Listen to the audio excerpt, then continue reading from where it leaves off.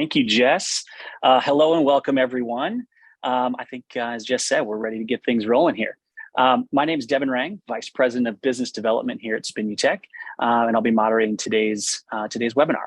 For those of you that don't know, SpinUtech is a full-service web design and digital marketing agency with offices in Cedar Falls and Des Moines, Iowa, Chicago, Denver, Tampa, Florida, and with remote team members in over 20 states.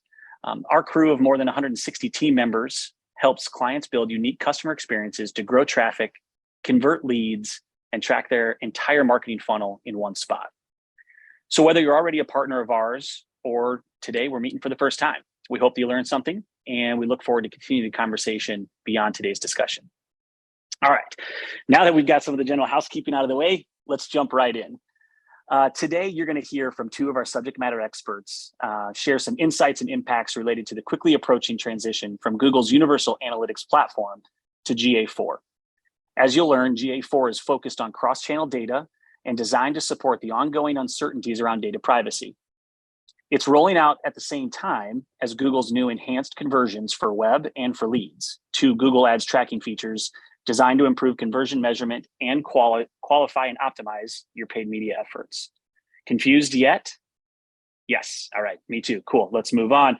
Let's meet today's experts. First up, we have Brandon Beaver. He's one of our senior web analysts out of our Colorado office. And we also have Jeremy Schmidt. He's our web analytics team lead based here out of our Des Moines office. During the presentation here, feel free to submit your questions. You'll notice the chat feature is disabled for today, but we are going to be monitoring the Q&A feature, and we'll plan to leave some time here at the end to answer any of those questions. So with that being said, let's jump right in, and we'll turn it over to our guy, Brandon, here out in Colorado. Brandon, take it away. Yes, hello. Happy to be here. I am Brandon Beaver, part of the data and analytics team, specifically at all things Google Analytics and Google Tag Manager. First, ultimately, my goal today is to make your first experience in GA4 as stress-free as possible. We'll touch on some new metrics. We'll touch on hopefully a solution to a common problem we've had. I'll show you my favorite portion of GA4, as well as what I think is going to be the biggest change, the crux of GA4 as we move forward. But before we do that, I did want to just quickly touch on what is GA4. It's simply the newest version of Google Analytics, and it's going to replace Universal Analytics on July 1st of 2023. That's when Universal Analytics will no longer collect data. So this is a change that's coming regardless of if we're ready or not. So hopefully we get you ready. And then why is this change happening? Simply, it's just to future-proof Google Analytics for when cookies are deprecated come 2024. And it does so by operating, obviously, without cookies by leveraging machine learning. So with that, I'm jumping into the new and need to know, and we'll start with some metrics here. I think on this next slide here, I'll start with engaged sessions. This is essentially going to be the crux, the main metric that your average user is going to be looking at, opposed to in Universal Analytics, we had just regular sessions. So what is an engaged session? It's the number of sessions that lasted 10 seconds or longer. They performed one or more conversions or events, or they saw 2 screens or more. Essentially, what this is going to do is allow us to get a better look at the quality and of the engagement on our site. We're no longer going to have what I call garbage sessions polluting our reports if we're using these engaged sessions. Engaged sessions also lend a hand to many other metrics. The obvious ones are engaged sessions per user, which is pretty straightforward. I won't jump too deep into that, but also engagement rate, which is a new metric you might not be familiar with. Essentially, what this is just the percentage of sessions that were engaged sessions. I hear it commonly called the inverse of bounce rate, which is so close, but not exactly. The difference is engagements do have a time threshold associated with them. So if you stay longer than 10 seconds, that is an engaged session, whereas with the bounce, time is not a factor. So if you stay less than 10, it's not necessarily a bounce. So just keep that in mind. I am a fan of engagement rate. I think it shows more positive light than looking at just bounce rate. But again, I think you are close to correct if assuming it's the inverse of bounce rate. So on the next page here, we jump into yet another metric that I'm a fan of because, again, I think it's showing the quality of our users. So we have active users now opposed to just regular users that we had in Universal Analytics. An active user is essentially just a person who has completed an engaged session. Again, like I said, this is going to be more and more important as we analyze the life cycle of users, and we want to know if users are actually engaging with our site. What you see on the right side of this slide is a chart that we see commonly throughout GA4. I have to make a note about it because we do get a lot of questions of what's actually going on this page or on this chart on the right. What this is the user activity over time, which shows the number of people who used your app in the past 30 days, week, or day. Essentially, what you want to see, or if you're concerned about retention and engagement, are these numbers these lines to start to creep up to one another. And also, ideally, you would like to see these angling up as you gather more active users over time. So these numbers can also work together, which is shown on the next screen here. If you've worked with apps or in Firebase, you might be familiar with DAU over MAU and so on and so forth. I'm sorry for the very text-heavy slide, but there are just very nitpicky things for each of these metrics. What I'm going to say is it's just daily users over monthly users, daily users over weekly users, and weekly users over monthly users. Essentially, what you want to have here is a larger percentage. So that shows that for the people who are coming to your site on a monthly basis, are they coming on a daily basis as well? The gold standard here is probably 20%, especially for apps that you want to have a high daily active users. I will say Facebook really leads the pack for this and has a 50% daily active user over monthly active user. They also created the metric, so it's no surprise that they absolutely dominate there. But again, the standard is going to be roughly 20% if you're really looking to have a high daily average user. So that kind of covers the metrics that were causing some confusion, again, because you see those charts so often when you log into GA4. Next, I wanted to address a question that I constantly get from content teams, CRO teams, even paid teams. We're all very concerned about the performance of our landing pages. They're an extremely important part of our digital marketing strategies. However, when you log into GA4, you are not going to find a landing page report by default. As to why, I am not sure why they have chosen to do that, but I can tell you that we can create those reports. SpinuTech ourselves, we've created many of these already. Our favorite way to do this is by customizing the pages and screens report, which you can see shown on the right.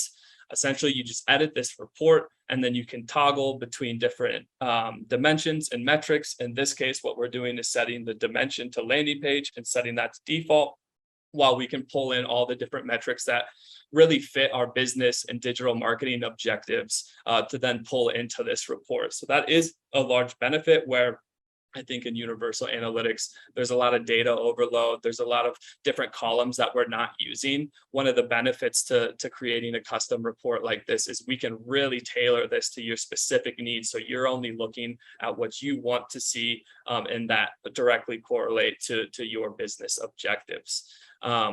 And that's really what I'm kind of covering there in that second bullet point.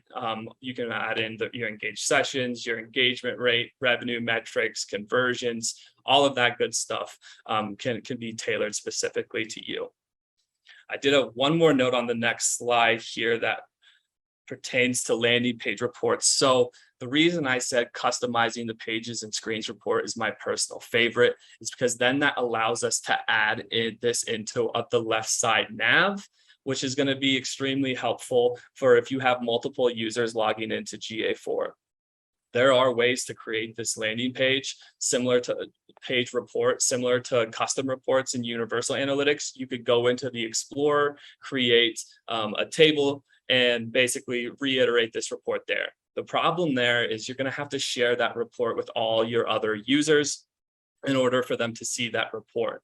If you add this If you customize the pages and screens report, it opens the ability to add it to that left nav. How you can see there's a landing page option there because we've created one.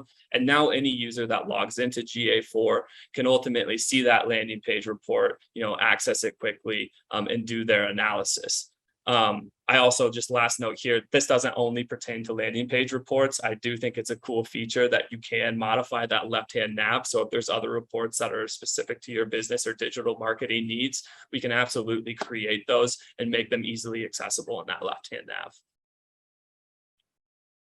On to what I think is my favorite portion of GA4, the multi-touch attribution report and metrics.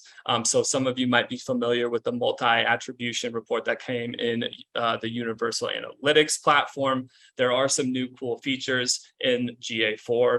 One of that is to see the percentage of the early, mid, and late touch points. You can also modify the conversion path number, whether you want to see long conversion paths or short conversion paths, depending on your current need. And then lastly, you can toggle by channel, source, medium, and campaign. Quite frankly, the only new one of those features is the percentage of the early, mid, and late. But it's nice that they carried over the second and third features there as well. My favorite part that I was referencing are the new metrics. So we now have days to conversion and touch points to conversion. And if you work in digital analytics, you very likely heard the question, how long does it take a user to convert after they come through my campaign for the first time? Or also, how many times does a user need to come to the site before converting? These are two questions that we can answer extremely quickly now. I think that we were able to back into these numbers in the past, but really what separates GA4 from Universal Analytics in this perspective is the accessibility and availability and granularity at which you can see these numbers.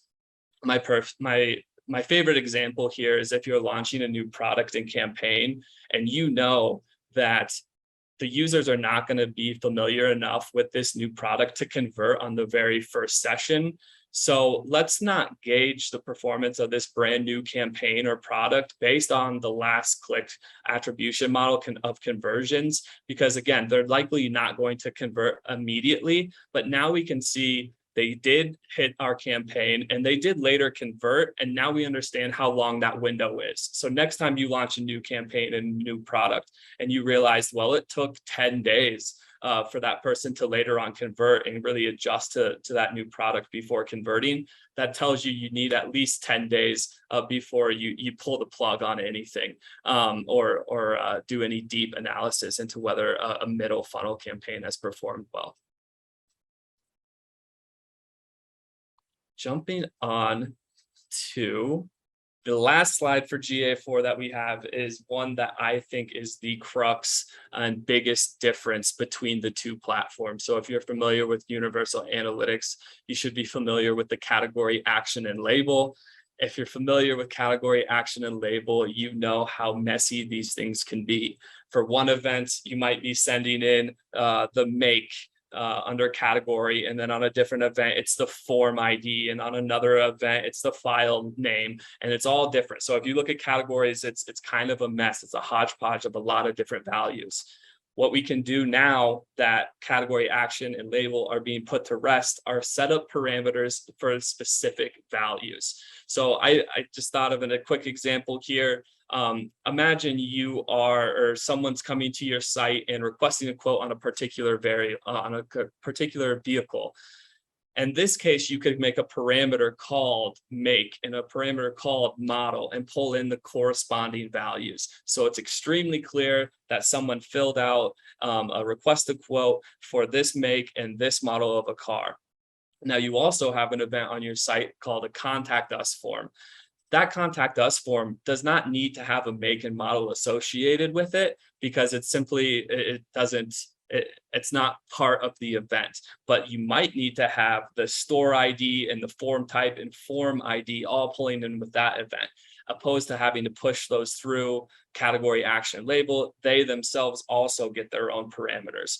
It sounds kind of basic, and it's going to be easier to understand as people use these, but I highly encourage digital marketers and website analysts to start to consider those things. What are we missing from universal analytics currently in terms of parameters? Would you like to know more, or would you like to have more organization around your events? And that now is absolutely possible. So with that, I wanted to quickly cover what is next, what companies should be doing. Quite frankly, hopefully you already have a GA4 property set up. If not, I would highly encourage you to start doing so now and deploying that with GTM. GTM works seamlessly with GA4, both the site-wide tag and event tags. And then my last note here is start to think about what events are you tracking in Universal Analytics, and be sure that you have those set up for GA4 as well, so that you don't lose that coverage there. As for analysts, people more in my type of role, I would highly encourage you to start to replicate your Universal Analytics reports in GA4. So if you have a content team that always requests one particular report and a conversion rate optimization team that always requests one certain type of report, start to create those in GA4, pull them, give them to those strategists so they themselves can start to familiarize themselves.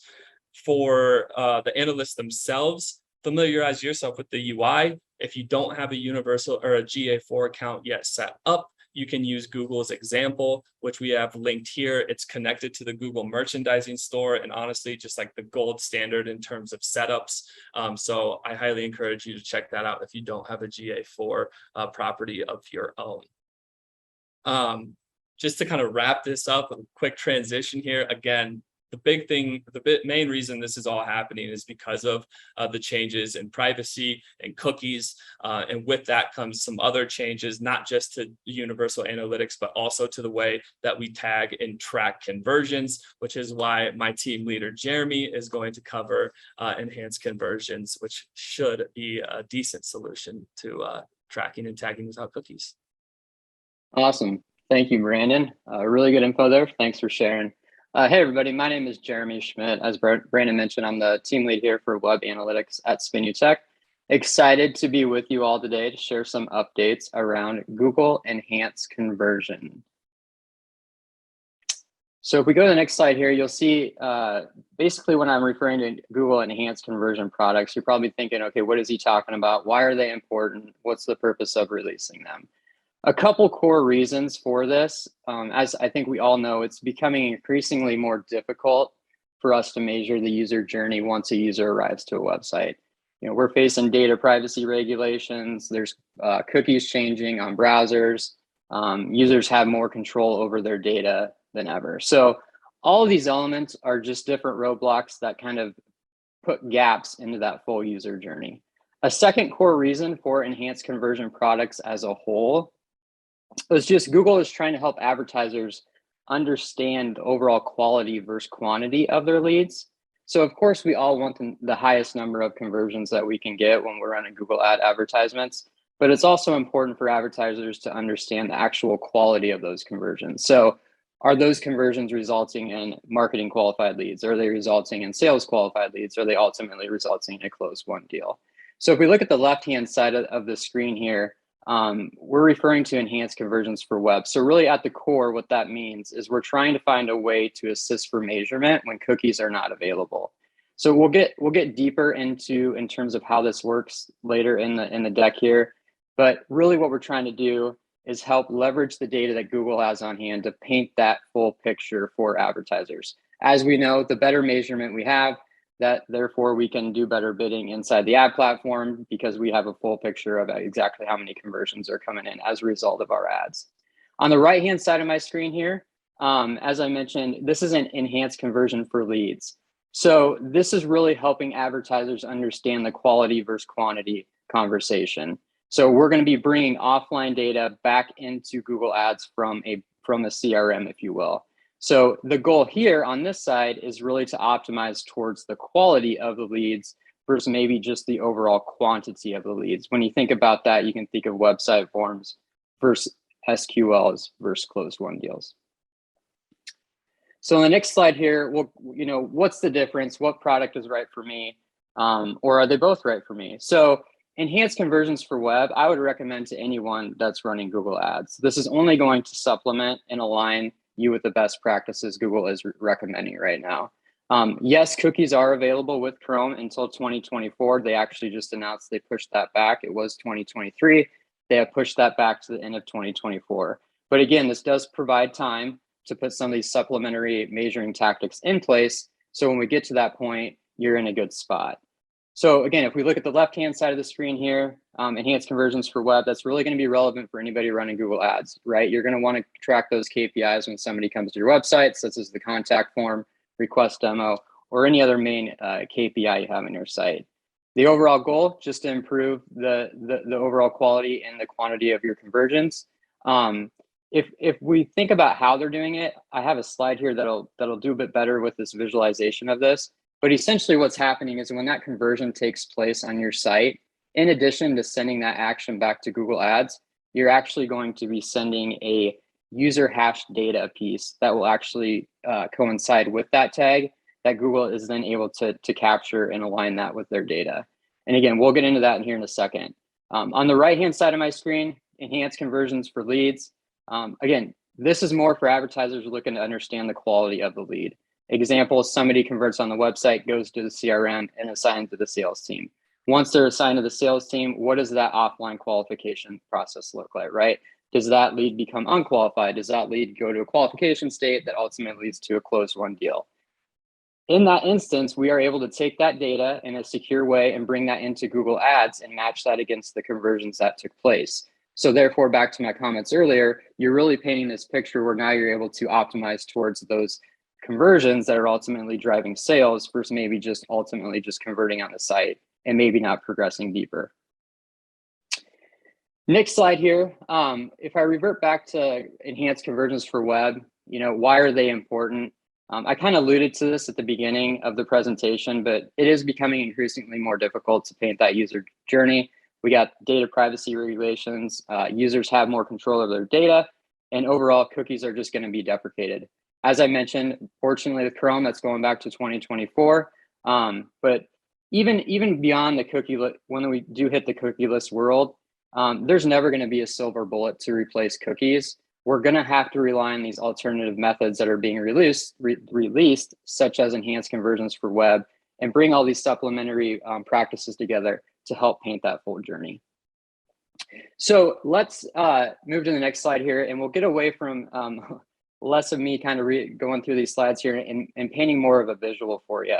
So what I'm going to do here is I'm going to show you the differences. The first example here we're going to go through is what happens when there's tracking for cookies. And then we'll go through an example where there's no cookies. And then we'll show you how enhanced conversions for web is going to help. So in this example, let's say we'll use Bob for an example. Bob is looking for a digital marketing agency.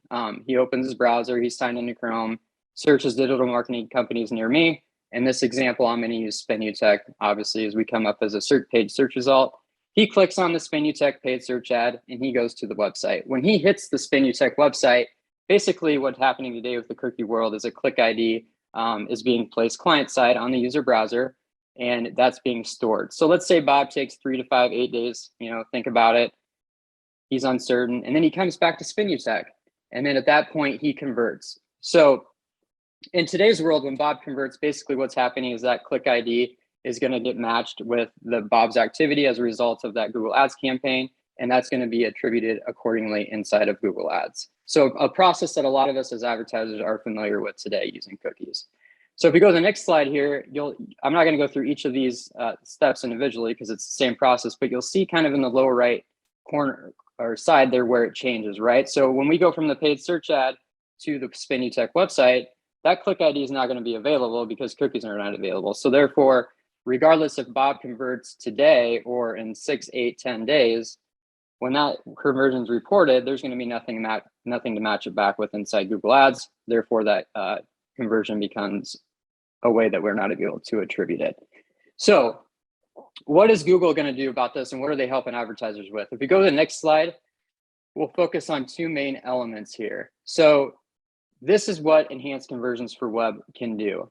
So if we look at the 2 highlighted areas I have there in yellow, the keys are when Bob opens the browser, he's likely signed into Google. A lot of us today are using Chrome pretty much outright, even if you look at statistics with Inside Analytics. I mean, we're talking 80%, even higher, with even 90% that are on Chrome. So generally, these users are on Chrome. They're signed in. And in this example, you know, Bob performs a search. He goes to SpinUtech. He arrives from the paid search ad. He comes back later. He converts. So when he converts, what's happening is that conversion tag is going to be sent to Google. And as a part of that conversion tag, we basically have that user hash data. In this example, we would capture the email. We would send it to Google in a secured manner, and we would have that as part of that conversion. So then when Google receives that, they're able to reference the data that they have on hand from that user and match that conversion together to therefore form that attribution. So it's a way that Google is allowing us to take the data they have on hand, and we're supplementing them and augmenting the data that we have on hand to paint that full picture.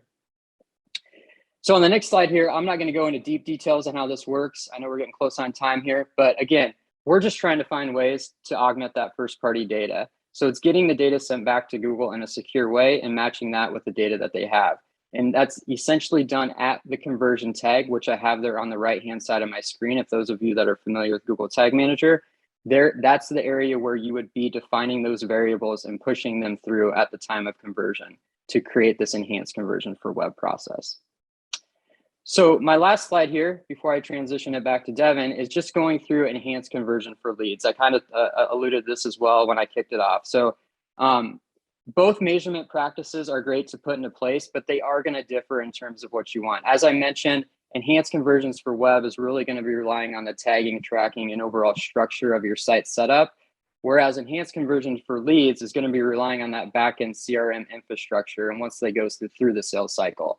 So enhanced conversions for leads may not be relevant for every single advertiser, but it may be for those that have that back-end infrastructure. They have a sales team that get assigned a lead when they come into the system, and they work that lead. So you can see here on my screen at kind of the bottom, the top part of that line would just be your enhanced conversions for web, and in the bottom part would be your enhanced conversions for leads, where that lead hits the CRM after the form, it goes through the sales process.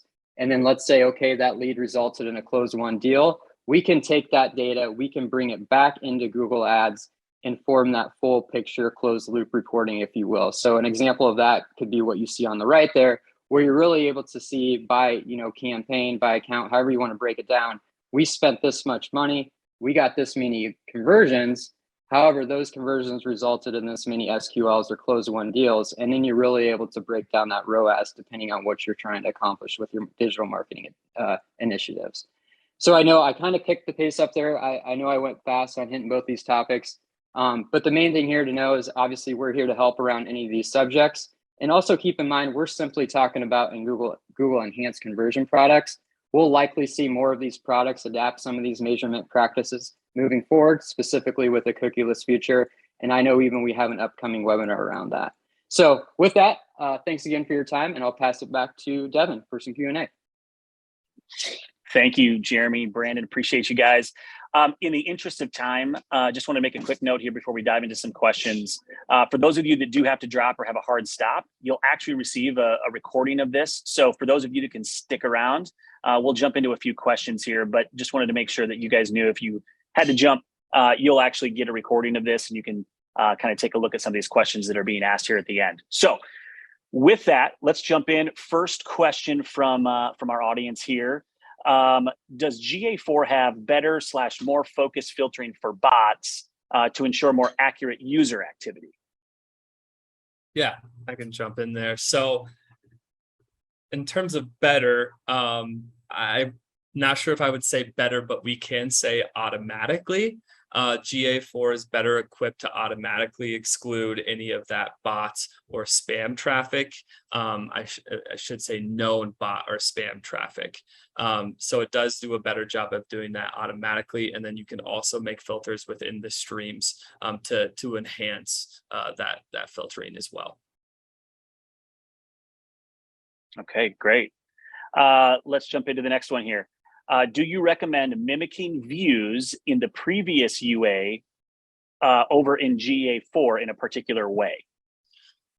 So that's a good question. It does depend on the level of GA4 you have. So if you have GA4 360, you will have the ability to do roll-up streams as well as sub-streams, in which cases you would have the ability to basically mimic one-to-one if you have the ability to do those substreams. A substream is essentially just going to be a filtered version of a data stream that already exists. So if in this example, imagine you have an all website traffic and excluding login traffic view, and then an excluding internal traffic view. Those substreams will make that extremely easy to do so.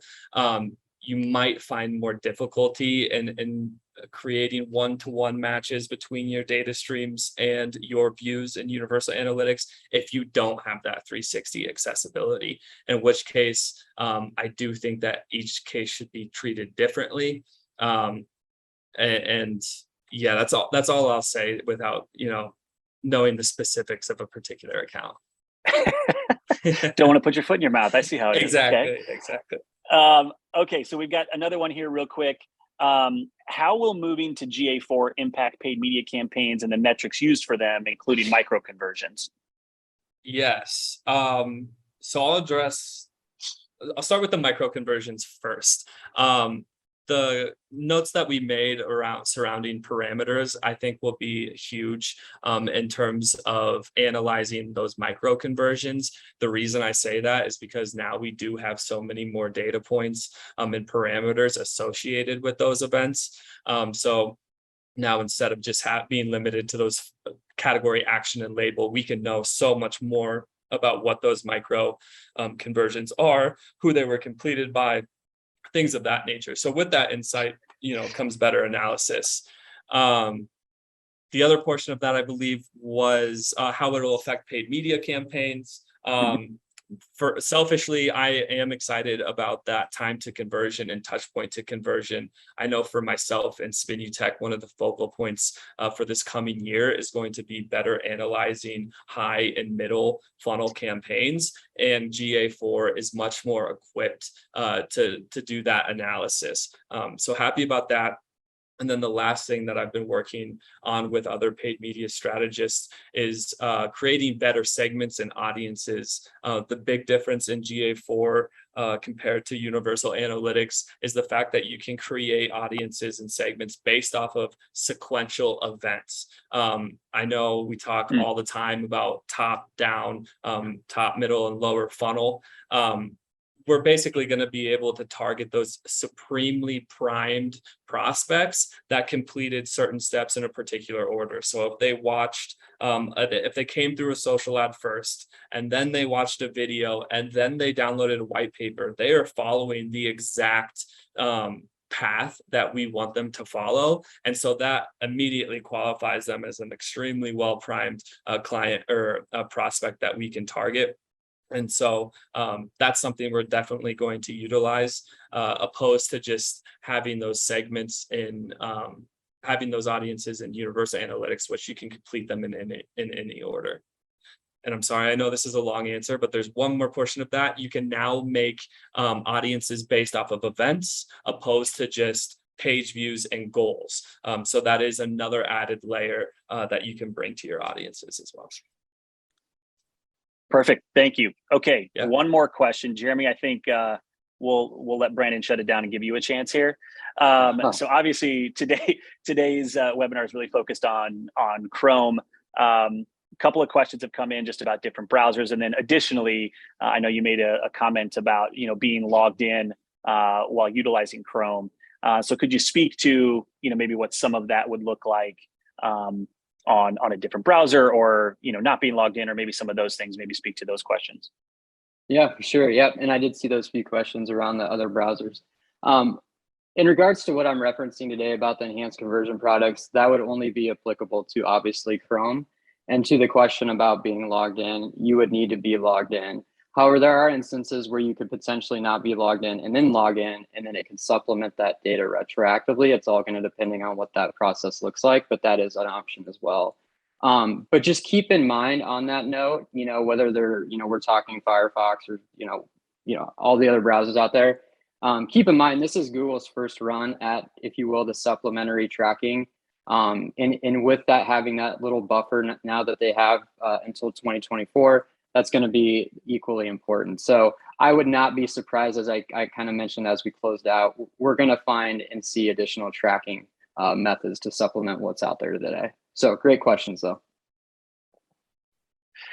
Perfect. Appreciate that.